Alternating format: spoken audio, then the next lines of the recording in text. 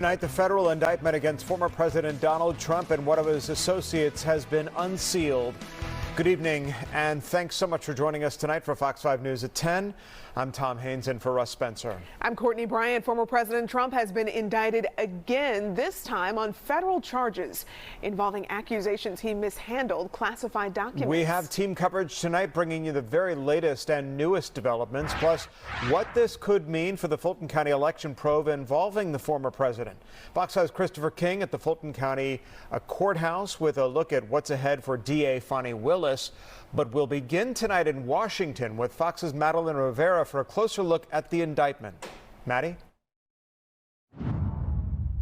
The federal indictment against Donald Trump now unsealed. This as the former president and 2024 candidate prepares to appear in federal court in Miami on Tuesday.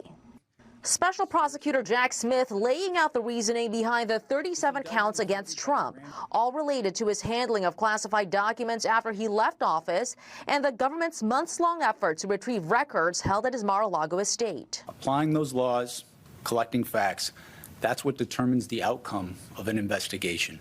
The charges include unlawful retention of national defense information, obstruction, conspiracy, and false statements.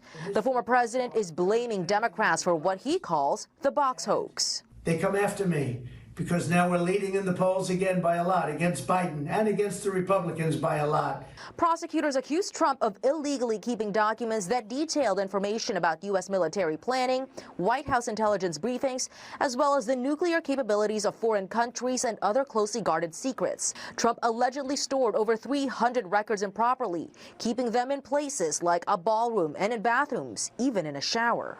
Our laws that protect national defense information are critical to the safety and security of the United States, and they must be enforced. Prominent Republicans, including House Speaker Kevin McCarthy and top 2024 Republican primary rivals, like Florida Governor Ron DeSantis, rushed to the former president's defense. President Biden attempting to distance himself from the case. This indictment is not stopping Trump from campaigning. He's still scheduled to appear at the North Carolina Republican Party convention this weekend. In Washington, Madeline Rivera, Fox News.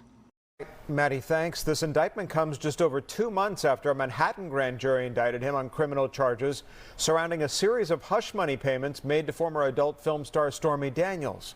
Trump pleaded not guilty to 34 counts of falsifying business records. His legal team believes the case won't see a jury. And the former president could face charges right here in Atlanta. A recent letter suggests Fulton County DA Fani Willis may seek indictments against somebody in the efforts to overturn the 2020 presidential election results in Georgia. Insider Advantage CEO and Georgia Gang panelist Phil Kent interviewed former President Trump over the phone yesterday.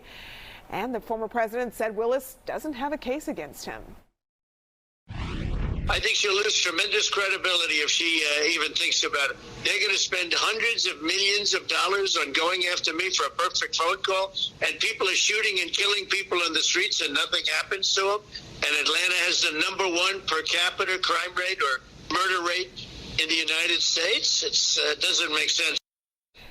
So what does this latest indictment mean for DA Fani Willis as she weighs whether to charge the former president in our state? And Fox 5's Christopher King joins us live from the Fulton County Superior Court tonight. Christopher, you spoke to legal experts about the impact the Florida charges could have on the case here in Georgia. That's right, Tom and Courtney, and the case here in Georgia will play out right here at Fulton County Court. The question is, will the federal charges in Florida against the former president factor into the case here in Georgia? The U.S. Justice Department accusing former President Trump of mishandling classified documents, including some with details on nuclear capabilities at his estate in Florida. This as Fulton County DA Fani Willis considers whether to charge the former commander-in-chief with criminally interfering in the 2020 election here in Georgia. Should the federal indictment have any impact on what Willis does here in Georgia? No, it should not. Darrell Cohen is a criminal defense lawyer and a former assistant DA here in Fulton County.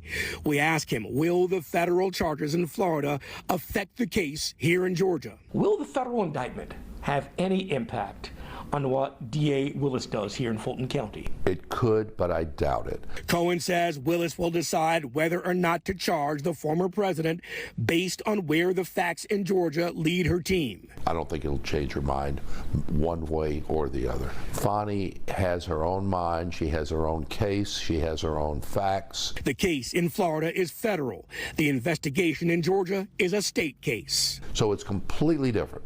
Nothing even similar. Same person, different facts. Ms. Willis is going to indict Trump no matter what happens in either this case or the New York case. Tom Church is a trial lawyer. Church believes Willis will seek an indictment against the former president based on her own findings, not the federal special prosecutors. I think an indictment is definitely coming. It just the question is, what are the specific charges going to be? Is it going to be RICO? Is it going to be election tampering? Now, the Fulton County DA is expected to make a decision sometime between July and August. She's already asked state and local law enforcement to beef up security around that time.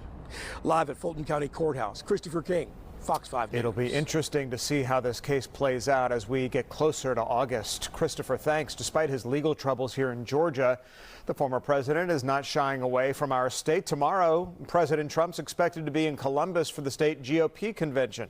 He's scheduled to speak along with several other high-profile Republicans, including Congresswoman Marjorie Taylor Greene. One notable Georgia Republican, Governor Brian Kemp, will not be in attendance. Fox 5 will have a news crew in Columbus and bring you the very latest.